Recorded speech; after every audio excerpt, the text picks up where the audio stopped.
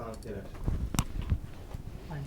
Bueno, una tercera parte de Bridget y quería saber cómo ve la evolución de su personaje, cómo ha cambiado. I don't think he's changed much. I think he just got older. But I think in that is a change in a way. If you changed and nothing else has, or if you haven't changed and everything else has, that's already a different perspective. So I think that he's stayed the same, but the circumstances have changed. So I think he's discontented. Está muy a gusto. ¿En tu juicio cuáles son las virtudes y qué crees que puede gustar de la peli, del personaje? I think his virtues are quite clear. I mean, what his problems are in conflict with that, because I think his inhibitions, whether it's because of conditioning or some aspect of his personality, are debilitating. I think he's absolutely terribly impeded by this repression, because he's a very passionate guy. I think he's a very emotional guy, but he can't let it out. His virtues are, I think he has incredible integrity. I mean, we don't see him in action very much, but he's a human rights lawyer. I think he's intellectually brilliant. I think that he's a man who's full of humanity and commitment. But it's all sort of trapped in this kind of mask. De alguna forma Bridget se presenta como una heroína, ¿no? Especialmente en los 40, en los que digamos que a las mujeres se les exige estar en ciega, haber pasado haber llegado a ciertos pasos, ¿no? Entonces, ¿cómo ve esto? Sobre todo porque no es un contenido que aparezca habitualmente en las películas. But that's the point, because she's represents someone who isn't going through those demarcated expectations. She has achieved some, but not others. And I think it's, I think one of the reasons that people enjoy Bridget is that she represents the joy that we take in not conforming entirely to the older expectations. But she is successful in her work. We don't find her utterly miserable. She doesn't think that she is completely useless and unworthy of everything just because she's not married or just because she's not a mother. I think she's taken by surprise by becoming a mother. We don't see her fixated with going to get pregnant at the beginning of this film. And we don't see her chasing after men.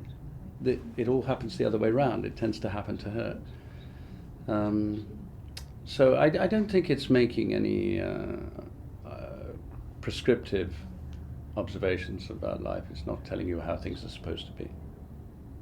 Tanto como tienen que ser las cosas. Se lo preguntaba también porque no es un contenido muy habitual en las películas y quería saber si cree que el cine y en concreto Hollywood simplifica un poco los contenidos en torno a la mujer. That people are supposed to be in a certain stage? Possibly, but I think you might find that even in the lightest and most mainstream drama and comedy, that there's a little more complexity and nuance than you might think. It struck me, Mamma Mia, which seems like a completely harmless, frivolous, light entertainment, not especially unconventional thing. It's about three possible fathers, none of whom marry a mother. It doesn't end with weddings. It seems to be striking a blow in favour of independence from the institution of marriage, or even the importance of knowing who your father is, as long as everybody's there. So it's actually it's a message which is non-conformist, really. So I don't think it's very, very unusual to see convention being resisted in mainstream comedy. En la comedia comercial es cierto un mensaje diferente. Figuran estuvo en los primeros ensayos y sí cree que su ausencia se ha echado de menos y que podría haber enriquecido esta tercera parte.